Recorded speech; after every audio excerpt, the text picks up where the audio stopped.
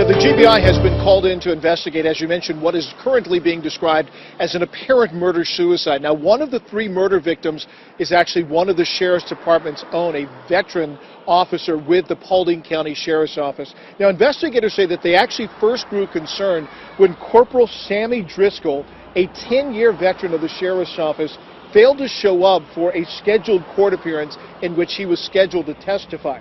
The Sheriff's Office eventually sent 2 deputies to his home who discovered the gruesome crime scene. Detectives say that it appears that Driscoll was in bed when he was shot and killed. They also found his wife and teenage daughter dead inside the house. Investigators say it appears that the gunman was Driscoll's adult stepson, who apparently turned that gun on himself.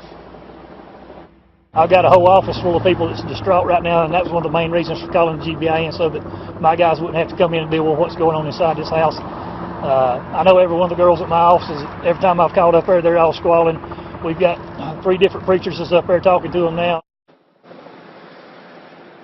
So obviously a very emotional time for the Sheriff's Office right now. They did in that press conference allude briefly to some family problems, but they didn't elaborate. They didn't say exactly what those problems were or if there were any previous incidents, arguments or fights which may have led up to this horrific crime. Now, my coworker John Sherrick has also been looking into the family history. John, what have you been able to learn? Everyone who knew the Driscolls, liked them, saw them as a wonderful family, can't begin to process what might have snapped in the 21-year-old if, as the sheriff believes, he shot and killed everyone and then himself. Now, there are some concerns that some family members had about the 21-year-old Felix, Sam's stepson, but the 12-year-old Carolyn, described as smart, a friend to all in the neighborhood and at Austin Middle School, and Sam Driscoll, an honored military veteran, respected and beloved in the Paulding County Sheriff's Office. Here are the next-door neighbors talking about the family and about the 12-year-old Carolyn. But first, a cousin who says Felix was troubled. He's always kept to himself. He's never really gone out to others. I've always wondered why. His whole family is nice people, but Felix never talked to anybody.